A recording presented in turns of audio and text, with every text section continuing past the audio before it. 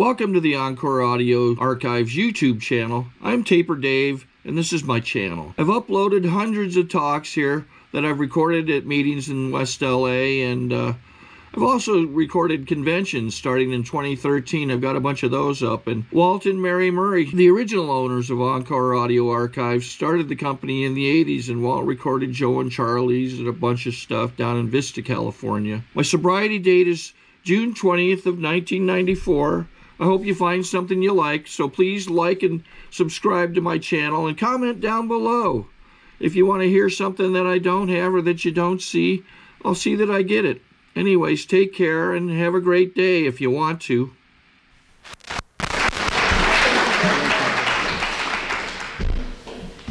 Hello, my name is Barbara. I'm an alcoholic. Happy birthday, Virginia. That's really wonderful. Thank you, Terry, wherever you are, I think. I will thank you much more when it's over than now, but it is something that you say. Gosh. I have this wonderful thing that's going to be happening in about 3 weeks, and this time of the year reminds me of it because you know, the sun is going down later, and it's going down right at the time when you walk into an AA meeting, and it reminds me of this time of the year. My birthday's coming up, my AA birthday. It's so amazing, you know, you talk to people on the outside, and I'm working down at a free clinic it's one of the jobs that I do, and I said to a buddy, I said, my birthday's coming, and she said, oh, great, how old are you gonna be? And I said, 25, and she said, oh, really?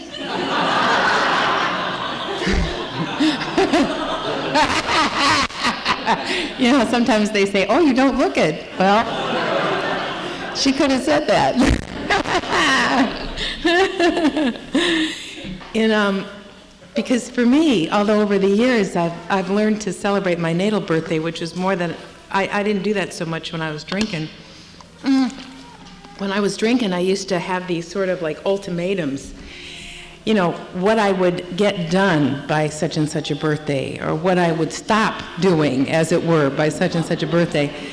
I remember I took a geographic from California, Santa Monica, California, to Green Bay, Wisconsin in January, when I was like 23 and a half or 24 years old, and only an alcoholic would do such a foolish thing.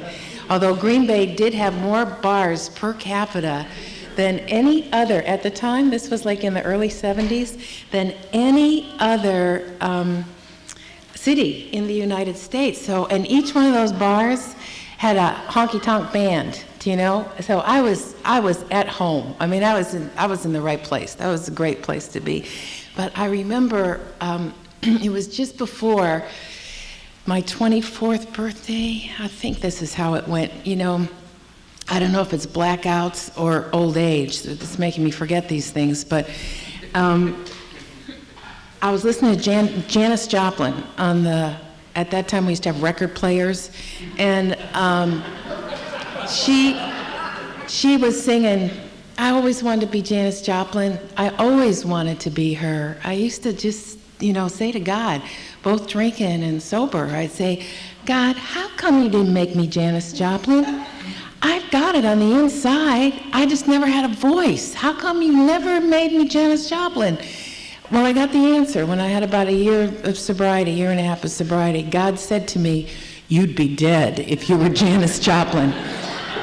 So I knew that's what it was. But I was listening to Janis Joplin, and she was singing exactly what I wanted to hear. It was all about the blues. Now, I couldn't figure out maybe I'll get to this later, but I love the blues. I always loved the blues, but I was never left by a man. I was always the one that would leave the guys, you know?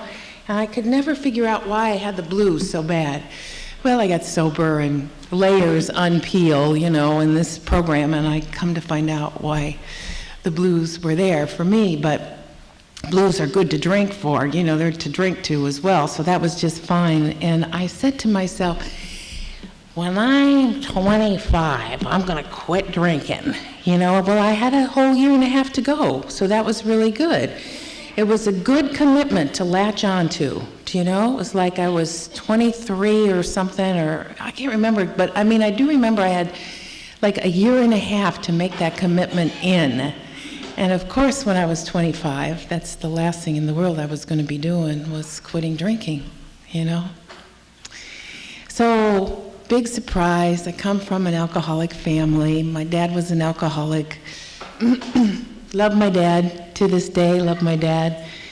He was the one that raised me. Come to find out, I didn't meet my mom until I was 6 years sober, and that was the most amazing experience. When AA is so incredible, it gives us family back, Stuff I didn't even think was important. Who could have cared? I didn't care if I didn't have a mom. I'd go like, moms, I like my dad. And people would say, you never had a mother, but don't you miss your mom? And I go, look, if you had a chocolate sundae and you were eating chocolate sundaes, you wouldn't be missing a chocolate soda, so who cares about that, It wasn't until I was a few years sober, I hope you don't mind, I'm going to be jumping around for whatever reason tonight, but so let's get our ice skates, okay? I had a few years of sobriety, and I had this hole in the center of my gut that was like, whoa, I'm not supposed to have this hole. I'm sober. I'm going to school. I'm building my life. I got a man next to me. I'm going out to the Venice Beach in a bikini. Whoa, I never did that. I was a mole when I was drinking, Why do I feel this like, this horrible hole in my stomach? And I started to write, and stuff came up, What came up was this horrible loneliness, this emptiness. It was the missing of a mom, I went, wait, I don't get this. This isn't supposed to happen in sobriety. You're supposed to get sober and then get happy, joyous, and free. And here I am walking around like there's a knife stuck in the middle of my gut. What is this? So what do you do when you're in terrible pain? No, let me personalize that. What can I do when I'm in personal pain in this program and sober? Well, I have the option, a suggestion, to go to the steps of Alcoholics Anonymous. And I was very fortunate to have a wonderful sponsor who asked me to do some writing. And I did some writing, and it was inventory. And I felt as I was writing that I just felt like this black hole was in front of me. It was just such a really horrible experience. This is where in sobriety, you can have a really bad day in sobriety. You can actually have a really bad week, and sometimes a really bad month. For me, there have been times when I've looked around day after day and I go, dark, very dark. This is very dark. What am I going to do today? I'm going to pray to my higher power. I'm going to take my third step. I'm going to go to an AA meeting. I'm going to ask God to direct me and guide me. And then something happens.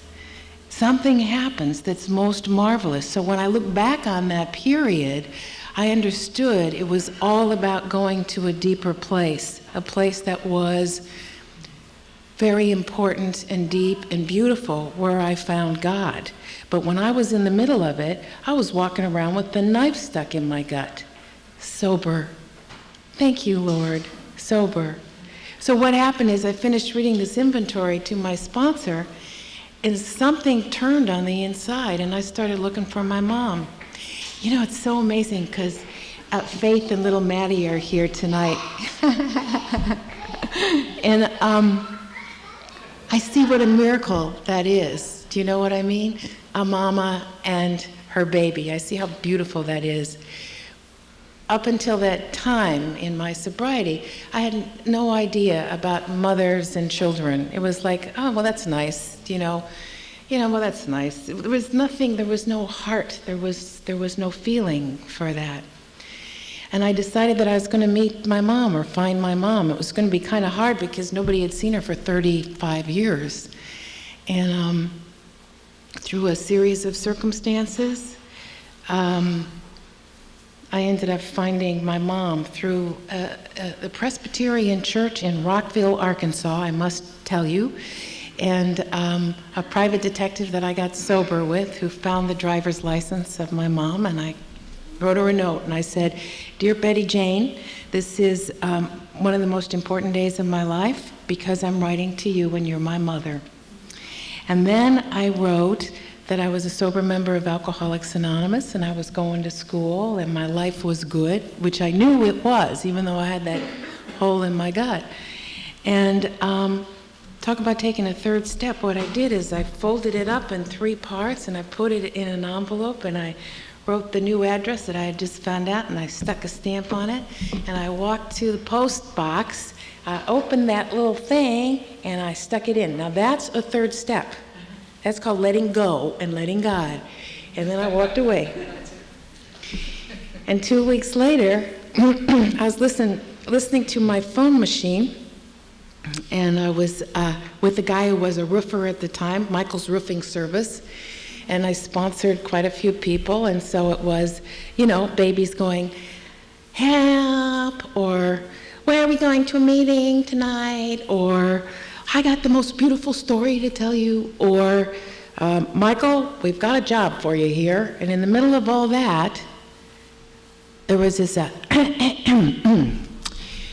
"Barbara Crawford, this is Betty Jane Frick, and I'd like to tell you that this is one of the most important days of my life because I have just talked to you. I will be talking to you on the phone, and you are my firstborn." I backed up against the wall. I was flattened out. Do you know? It was like boof, and like in the movies where they slide down the wall. That's exactly what happened. I am kind of a drama queen.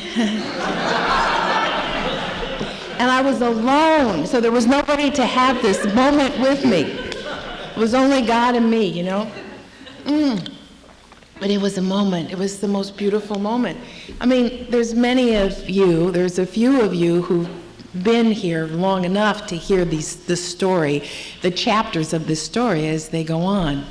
I'm telling you this story because it came to mind because I was also going to let you know that come to find out years down the line that my mother is an alcoholic.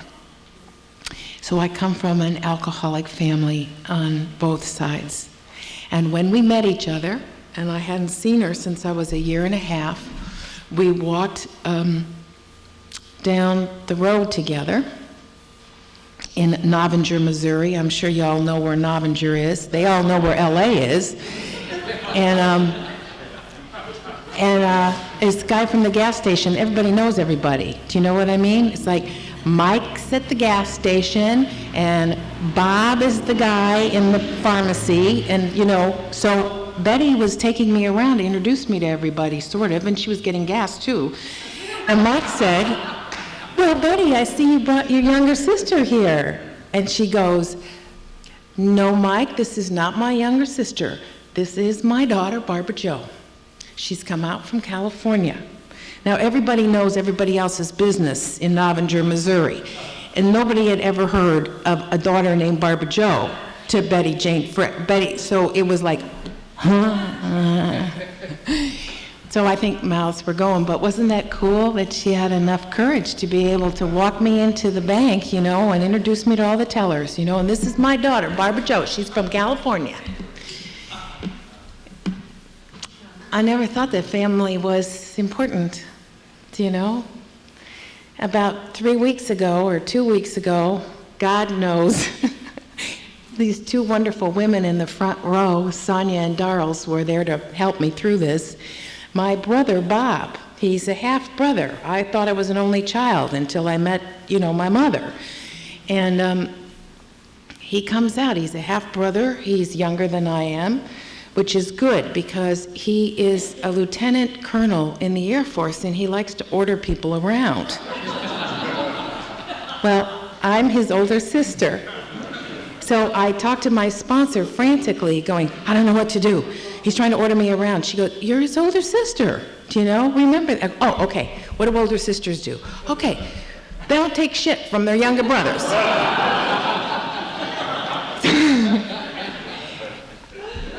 I have a brother. You know, I was like, now I have a brother to complain about. Isn't that the coolest thing?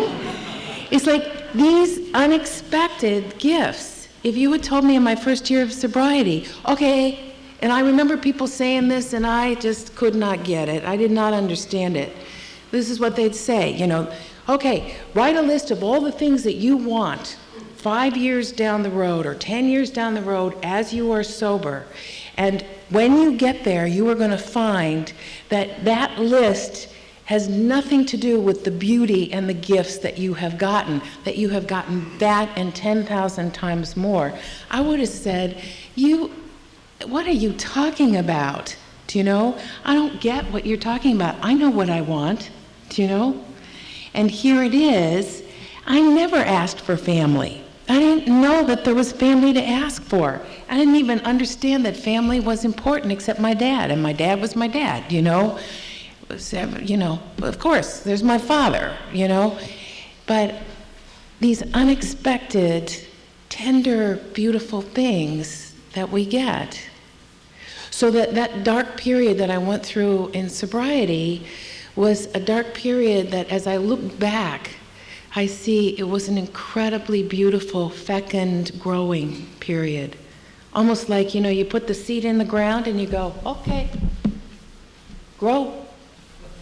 Come on, grow, grow, grow. Everything's dark, you know, grow, grow. I'm one of those ones, you know, I'm an alcoholic. I have low impulse control. I want it now, you know, grow, you know. And that little seedling comes up just when it needs to come up, you know. It was time for me to meet my mom when it was time for me to meet my mom. Not a second sooner. Couldn't have taken it. It broke my heart as it was. That loneliness just broke my heart, you know. And it's been in the process of being healed and broken and healed and broken and healed and broken in sobriety. How could we live in this life sober without our heart breaking about 10,000 times? Thank God for Alcoholics Anonymous and this program and a higher power and my sponsor and the steps, because my heart keeps getting healed. Do you know? I better tell you that I drank a lot. You probably want to know that. I started drinking when I was, I don't know, like later rather than earlier, 15 or 16, something like that. There's a couple of early experiences that I had. I think the one I'd like to share is the party one. We all have a party experience, you know, the first time we drank or something, you know, first couple of times. It was in Evanston, Illinois, the home of the WCTU. That's where all the sober people are. They're not supposed to drink there. Mm-hmm. My father had moved to Evanston because I was living with him for a couple of years, and he wanted to make sure that I went to a good school. We actually lived more towards downtown Chicago, and Evanston's outside of Chicago. But he was really dedicated to he always made sure I had good schooling, good shoes, and good glasses. I wore glasses when I was about a year and a half to 2 years old. I had bad eyes, you know. No wonder I'm an alcoholic, you know. And he went to Evanston, and I was in this fancy party. It was a fancy house with a bunch of teenagers, and of course I felt less than, and they started to drink.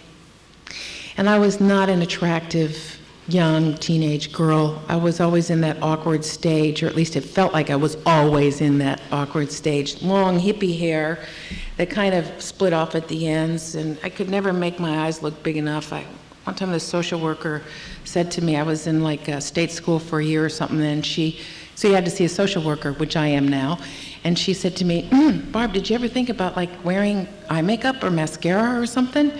I said to her, I already am. So it was like the eyes were too small, the nose was too big, you know, just, it was like the nose like a mountain sticking out in between, you know, these two waterfalls. And, you know, just falling all over myself. But when I took that drink, rock and roll began to happen, you know?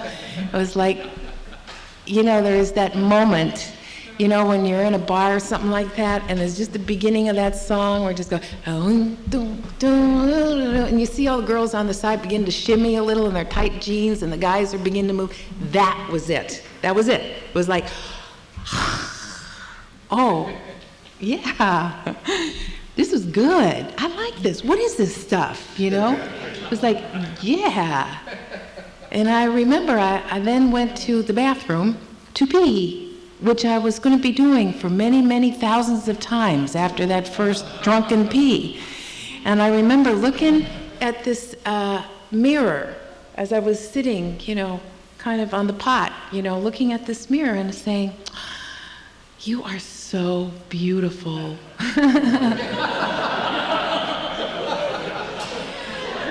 You are so beautiful. Well, and what, am I going to stop drinking after that? Do you know what I mean? My last good drunk was May the 5th. I remember this. My last good drunk was May the 5th, 1975. I was going with a heroin addict.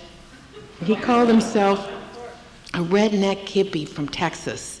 First time he saw me was about 4 months before. I was in pink knee socks and like a tie-dye airbrushed, you know, t-shirt and short shorts, and he took a look at me. I was babysitting, you know, and he went, "Yahoo!" And I just fell in love, you know? Took him one whole night to seduce me. That was it. And so we were just kind of, you know, playing back and forth a little bit with each other. And that night, he had taken just enough heroin, and I had taken just enough booze, and we were lying next to each other, you know, and we were looking at each other. And there was that, it was about 10 seconds where we were looking at each other and we were in love. It was that place of perfect merge. It was that, this is my soulmate, love of my life. It was perfect, perfect. And then, you know, somebody sneezed or something happened, you know, and it was gone. But I remembered. He moved to like, Key West, Florida, and I was following a guru, so I, under the pretenses of following the guru, moved after him to see if I could find him. And you know, he was going with this ugly girl from Chicago, and I thought I was the beautiful girl from Chicago, but he preferred her. I guess she was more low maintenance, or maybe she was an Al-Anon, I don't know, but I hitchhiked back to LA. But that was like in 75, okay? And I knew for a pretty long time that I was an alcoholic. You could not tell me, please, nobody's gonna tell me that I'm an alcoholic, but I knew. And I could call myself an alcoholic. You just couldn't call me an alcoholic. He did. He had the audacity once to tell me I was an alcoholic. Shameful. I was so ashamed of that, you know. And it was, I guess, in November of 76 where I started going to meetings. AA, you know, middle class. Everybody's really nice in AA, I was sure. You know, I read about AA in Time magazine. You know, and they said, you know, it was founded by like these two white guys from one was from the Midwest, and, you know, they were like just as straight as arrows, and they both had wives, and, you know, it was just like, oh, it just sounded deadly dull, boring, just terrible. But I kept reading, you know, because I kept reading about the disease of alcoholism and where it takes you, you know, what it does, especially alcoholic women. I actually started doing some research on it. I went to the library and surreptitiously snuck in, and it was bad news. It was like getting a really bad diagnosis, you know? Just like, ooh, that happens in 3 to 5 years? Shit, that's really bad. You know, so I was beginning to get that something was not good, you know, this was not good. But AA, AA. But I started to go, and I started to go with this woman. She was younger than I was, she was prettier than I was. She had a very hip apartment in Venice, California. She had like 6 months of sobriety. So all the reasons that I wouldn't want to go was for older, you know, staid people who had no taste, right? All the reasons that I didn't want to go. Well, this woman was the opposite of all the reasons I didn't want to go. And I went to this meeting on Ohio Street on a Saturday night, like in November of '76, and, you know, people would just go, this is your first meeting, you know, and they started, you know, going, fluttering around me, and I sort of liked the attention, and, you know, it was the thing that I really loved is that you alcoholics didn't look like Stepford people. Do you know what I mean? I knew you had been around the block a few times and probably underneath it more than once, you know? You could tell. There was a lot of wrinkles around. You know, there was a lot of sort of weird, people were not, they were asymmetrical in here. But they had this, like, face, you know? Like, I was thinking about your face when you were doing the 12 traditions, and I was thinking, that's the kind of face, you know, when I was new, a face that had light in eyes, do you know? That was just there, filled with life, you know? I noticed that. I took note of these things. I noticed, you know? Those people in AA, you know, they got a lot of pizzazz, you know? And they got these big smiles. The women wear really red lipstick. They're much too friendly for my taste, but the guys are paying attention to me, and there's really this nice look in everybody's eyes. They all seem happy to see me. That was another thing. They were happy to see me. And I took a bus from Ohio Street down to Silver Lake, which is where I was living, and that lady called me up on the phone and asked me how I was doing. Well, I was doing just fine. I had some Napa Sonoma Mendocino wine in the refrigerator, just waiting for me when I got home. So I was fine. You know, I was drinking and saying, hey, I'm doing great. How are you doing, you know? There's 1,000 stories to tell. But I think one of the stories that I really love is, was a story of a woman that first night. She was a very elegant African-American woman, and she was dressed, she actually had an afro, and she was dressed in this really beautiful batik outfit, just beautiful, very tall, and she had this gorgeous voice. And you know, everybody shoved telephone numbers at me, gave me telephone numbers, and I remembered her. You know, she gave me a telephone number and she said, you can call me anytime, with this beautiful, elegant voice. And I remember it was about a month and a half later, it was a Sunday morning and I was really hungover, it was really awful, and I just thought, oh, I'm gonna call this woman up on the phone. She had a really unusual name, which of course, this is due to old age, I can't remember, but it was something like Shauna. You know, it was very unusual. And so I called, you know, I said, Sean, I think I'm gonna get sober today. And she said, good. And I asked her what I should do. And she said, well, you need to go to a meeting today. It's really important. Back then, I'm sounding like such an old timer. Back then, we didn't have meetings in the middle of the day. We had them at night. And that's it. Or nobody knew, or I didn't know, or Shauna didn't know about a midday meeting, but she said, go to a meeting tonight, but you know, what you can do is take a walk, go into the park, breathe in God. She was so lovely, and as I, you know, and I just thought, okay, well, whatever. And as I got off the phone, I said, well, goodbye and thank you. And she said, I love you, girl. And I went, makes me want to cry just thinking about it. I went, what? You know, I didn't say that to her, you know. I just, you know, what the hell are you saying that to me for? You don't even know me, do you know? But I remember that. I remember she said that, and I got off the phone, it was like I couldn't even hardly stand that. She said that, you know? I'm a hippie, you know?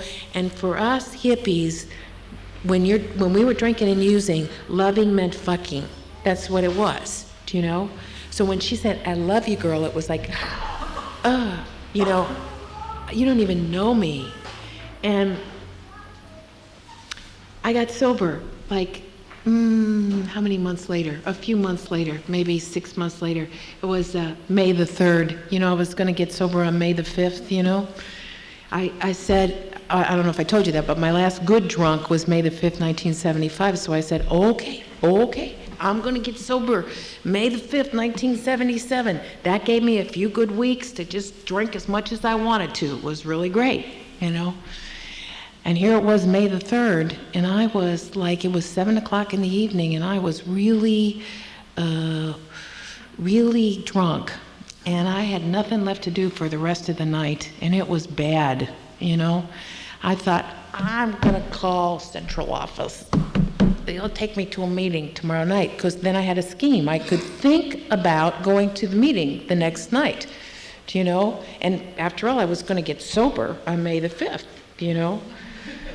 Well, I went to that meeting, and through a series of circumstances, I met my sponsor. She was the 12-step person that picked me up from the call, the central office call. She was, you know, she was a tall white girl with an afro and platform shoes and peg pants and an attitude. And I was a sweet hippie. You could put me in tie-dye, you know, and say, hello, and I'd be exactly in my element. But with Paula, I was out of my element. She took me to Arlington, which would have been, you know, was one of the oldest, straightest, most conventional meetings in town. As I fell in love with AA at Arlington. And she took me home, and I was crying on the way home. And I was in the back seat because her husband was in the front seat. They had been married about 2 weeks. He had about 90 days of sobriety. She found him on Skid Row. And I'm crying in the back, and she's going, what's wrong with you? You know, in a nice, gentle, loving way. What's wrong with you? And I said, I don't know how to stay sober until midnight, because I got that, you know, midnight. I got that. And it was only 9:30, because Arlington, like this meeting, was just a 1-hour meeting, you know. I didn't know what to do. And she said, get down on your knees and ask your God, as you understand God, to remove the obsession to drink. And I thought, oh, sure. Great. Get down on my knees? Oh, you're going to ask me to do that? And then you're going to ask God to remove my obsession? My obsession? And I said to her in my hippie way, because hippies never say things like that. They're always sweet and kind. It's not until they get sober. I said, well, I don't understand God. And she said, I don't give a shit if you understand God or not. Just do it. I fell in love with AA. She talked exactly the way I needed to hear it. And I did. I got down on my knees and I saw light.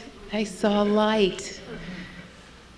It was beautiful. It was like all of the hatred that had been on my back, self-hatred, all of the things that I thought about myself as a failure, you know, as an alcoholic that could not keep it together, you know, just failing one more time, you know, just not completing one more class, you know, looking at somebody in a really charming, oh, thank you, wonderful way, you know,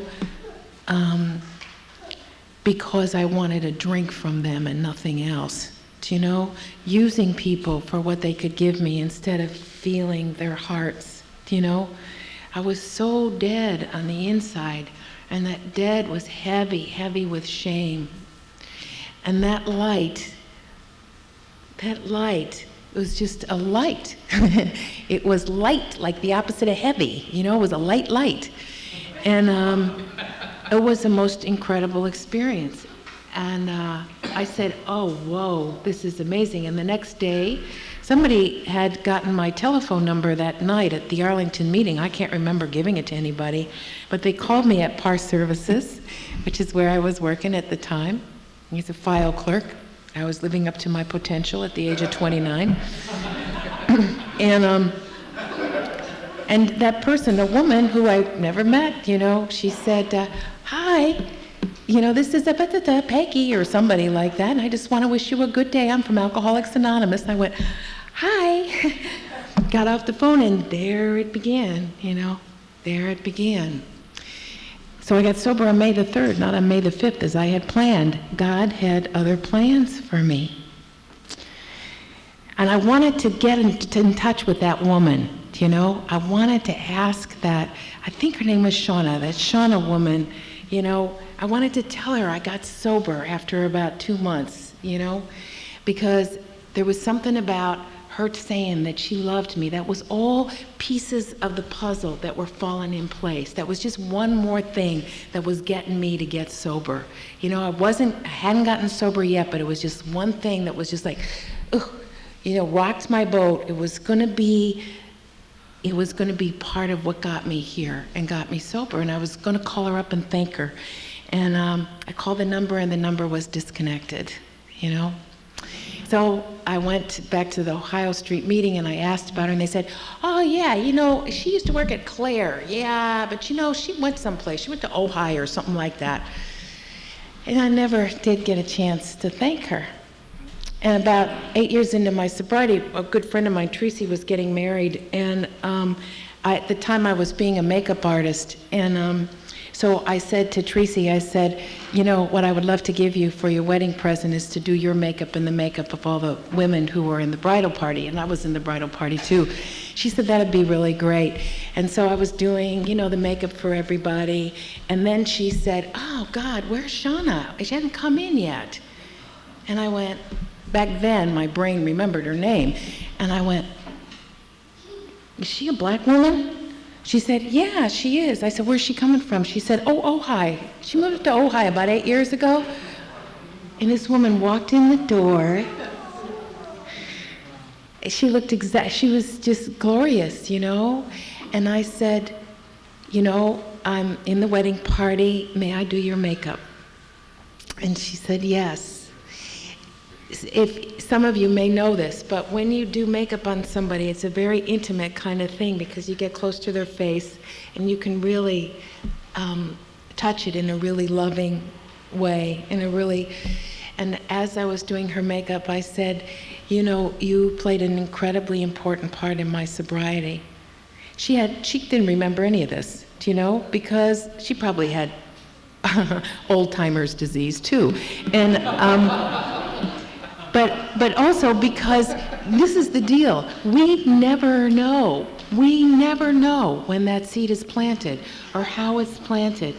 There was this movie called Tender Mercies, you know, and I fell in love with the movie, but what I really loved was the title.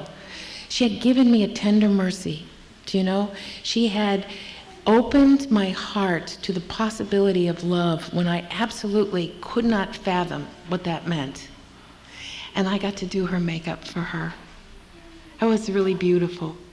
You know, and it isn't about that. It isn't about paying back the person who gave you a really beautiful thing in Alcoholics Anonymous. It's about passing it on, do you know? I got that when I learned how to drive at like 6 months of sobriety. And I said to Paula, you know, that sassy one with the afro, you know, I said, Paula, I'm going to learn how to drive so I can give you rides to meetings because you've been giving me rides to meetings. And she said, Barb, that's not how it works. You don't give me rides to meetings. You give newcomers rides to meetings. We pass this on. We just pass it on. It goes on and on and on. So, I mean, that's the principle. It's one of those wonderful 12-step principles that I really love. And in this particular one, there was this beautiful poetry about doing the makeup for this woman. It was a tremendous thank you that she did not remember, but that was so important to me. You know, so I've told you maybe 3 of 1,000 incredible stories in my life, amazing stories, you know, about God the weaver, you know, the weaver of this beautiful pattern. And in the pattern, there's spaces of, you know, darkness, do you know? And if I'm in the middle of it, I'm going, shit, it's dark in here. Maybe I ought to drink or something, you know? Thank God for the 12 steps, because what happens is, as the days go into months, go into years, there is this woven tapestry, is glorious. So I'm going to have a 25-year birthday on May the 3rd, and I'm going to celebrate a miracle, you know? This is a miracle. I could not stay sober for longer than 2 weeks, and I stayed sober for 2 weeks because I was on Antabuse. Makes you sicker than a dog if you drink. And even then, I drank on it again and again and again and again, trying to, enjoy and control my Antabuse, Jesus. I mean, it's so simple. It is so simple. Before AA, couldn't do it. After AA, I come, and I'm not going to say that my life began. It was just I couldn't recognize my life, and I couldn't recognize what was on the inside. I couldn't recognize that my heart was beating and rich and full, I couldn't recognize that I deserved to be on this earth, And here I am, I'm still dancing. So Terry, thank you very much for asking me.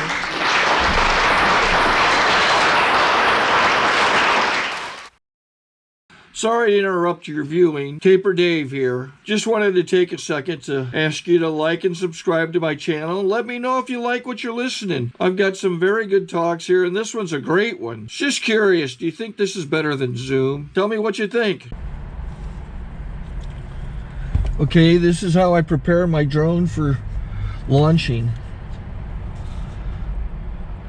I like to do it inside the cab of my truck so I'm not standing outside in the weather.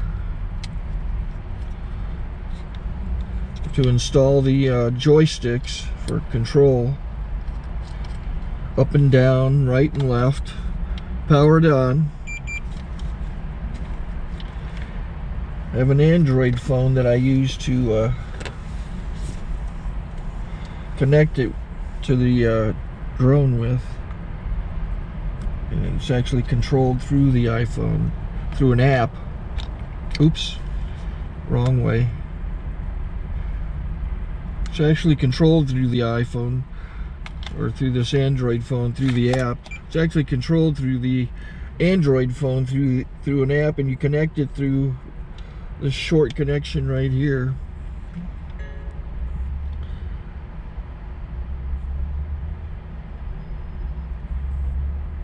Remote control connected. Remote control's connected.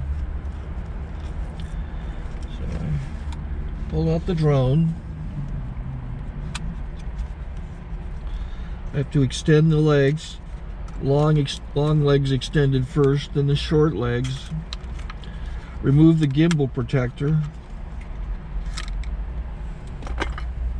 Set that aside, then power it on one short burst, then one long burst. I lay it down. So I have to go to calibrate. So the drone's not connected yet. It shows you here as this drone gets disconnected, even though the remote's powered on. So the drone has to establish it's connected. So I go into the app to calibration mode. First I'll calibrate the remote controller. Start calibration. Out, in, out, in, up, down, and then this little wheel is to control the gimbal. So it's calibrated. Go to gimbal calibration, start calibration, and then it calibrates the gimbal. I don't know if that shows up. The gimbal's moving all over the place. Changes, you can see it on the video. And I'm calibrated to take off. It's acquired 7 satellites at the moment. There are 26 satellites up in the sky, which it has to acquire before you can take off. So it's connected. It's got enough satellites. This is white. I can go to press this little arrow button, swipe right to take off, and it would start the motors if I slid this to the right. But I'll wait till I get outside. Don't want to do it inside.